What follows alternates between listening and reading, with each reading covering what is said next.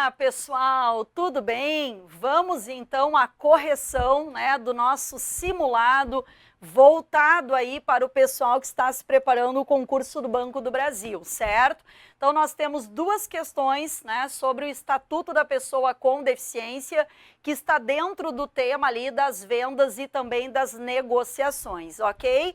Então nós vamos dar uma olhadinha na nossa primeira questão, né, que é a questão número 36, e diz ali, assinale a alternativa correta acerca da Lei 13.146 de 2015. Então, a letra A, ela diz que a pessoa com deficiência está obrigada à fruição dos benefícios que decorrem das ações afirmativas. Está errado, pessoal. A pessoa com deficiência, ela não está obrigada à fruição dos benefícios que decorrem das ações afirmativas. Ela não está obrigada, certo? Nós temos vários benefícios, né, que decorrem de ações afirmativas, como, por exemplo, né, vagas em concursos públicos, mas a pessoa, ela pode concorrer, por exemplo, em todas as vagas, né, normais, certo? Não precisa concorrer nessas vagas especiais. É um direito que ela tem, certo?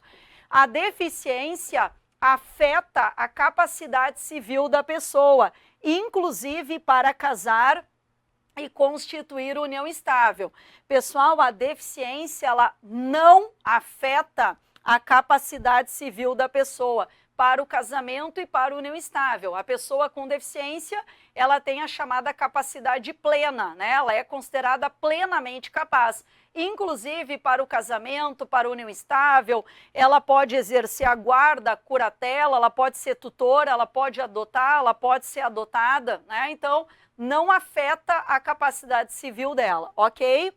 A letra C diz que a pessoa com deficiência somente será atendida sem o seu consentimento prévio, livre, esclarecido, em caso de risco de morte ou emergência, né, na área da saúde, resguardado sempre o seu superior interesse e adotadas as salvaguardas legais cabíveis.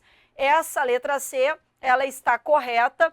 A gente sempre, né, deve buscar o consentimento da pessoa com deficiência. Ela não pode se submeter a um tratamento, até mesmo uma internação forçada, sem que ela possa, digamos, exteriorizar a sua vontade. Claro que a gente sabe que tem situações, né, em que pela própria deficiência, ela não consegue exteriorizar a vontade dela e essa vontade ela poderá ser suprida pelo seu curador. Mas a regra é, sempre a gente deve buscar o seu consentimento prévio, livre e esclarecido. Quando é que esse consentimento, né, ele pode, digamos assim, né, o médico pode passar por cima desse consentimento, né?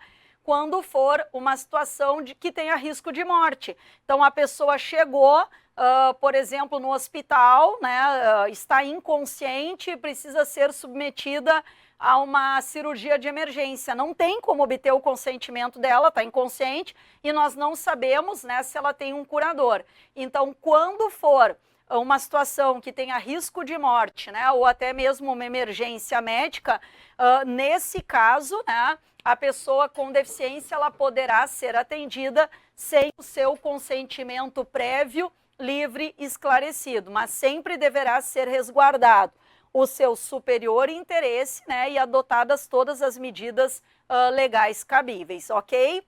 Então, a letra C, ela está correta. A letra D diz que nos programas habitacionais públicos ou subsidiados com verbas públicas, a pessoa com deficiência ou seu responsável, né, seu responsável legal, goza de prioridade na aquisição de imóvel para moradia própria, devendo existir uma reserva de, no mínimo, 5% das unidades habitacionais para a pessoa com deficiência. Não é 5% e sim 3%, né? Por isso que a letra D, ela está errada. E a letra E diz que as frotas de empresa de táxi devem reservar 3% dos seus veículos, né, na modalidade acessível, adaptado, né, para a pessoa com deficiência.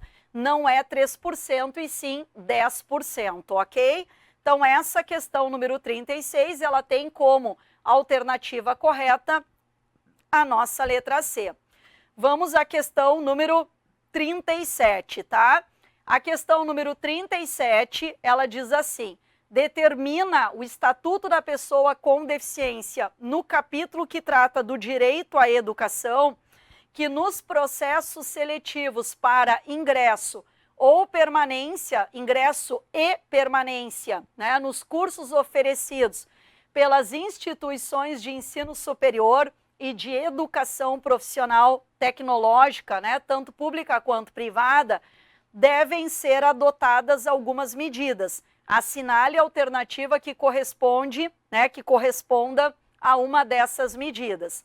Letra A: disponibilização de recursos de acessibilidade e tecnologia assistiva adequados, mesmo que não solicitados e escolhidos pelo candidato com deficiência.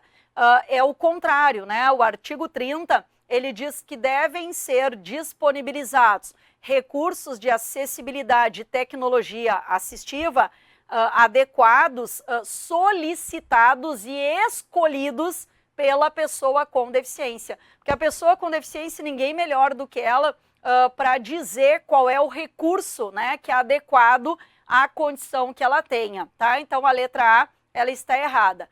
A letra B diz ali: disponibilização de formulário de inscrição de exames com campos específicos para que o candidato com deficiência informe os recursos de acessibilidade e tecnologia assistiva necessários para a sua participação.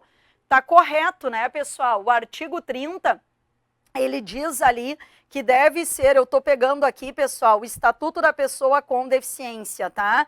Só para a gente ler bem, né, como é que está, observar bem, né, como é que está lá, tá? Então, deixa eu pegar aqui o Estatuto da Pessoa com Deficiência, né?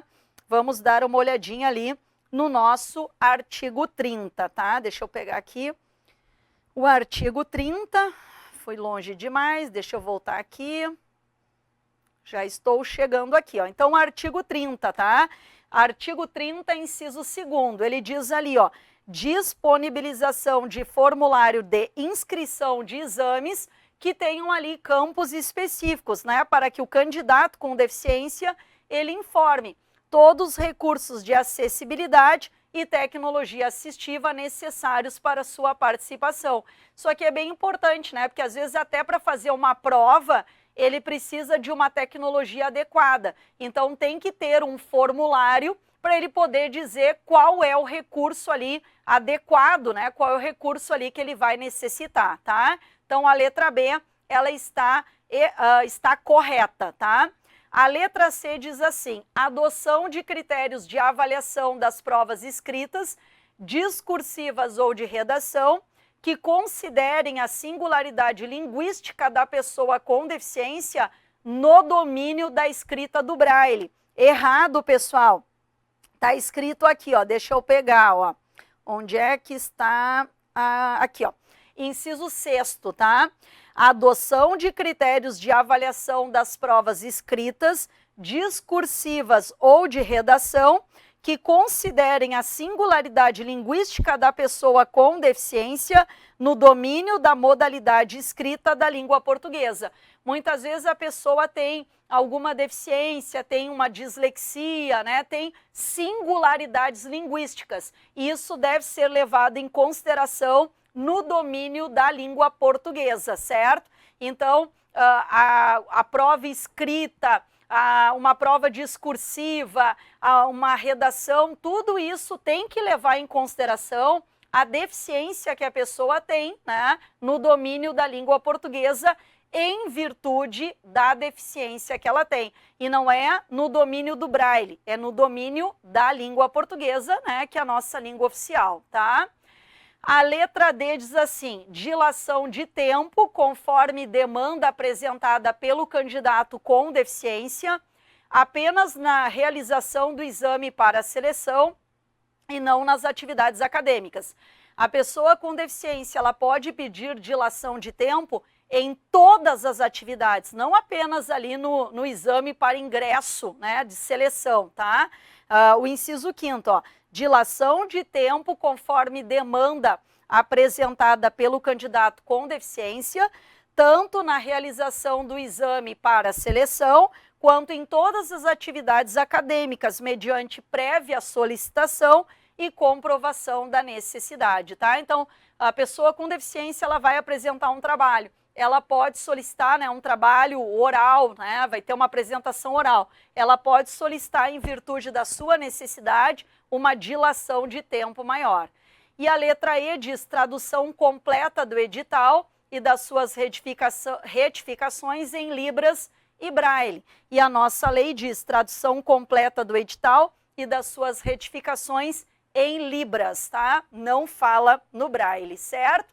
Então, essa questão, que é a questão número 37, ela tem como alternativa correta a letra B, disponibilização de formulário de inscrição de exames, né, que tenham campos específicos para que o candidato, ele possa, né, o candidato com deficiência, ele possa informar todos os recursos de acessibilidade e tecnologia assistiva adequados para a sua participação.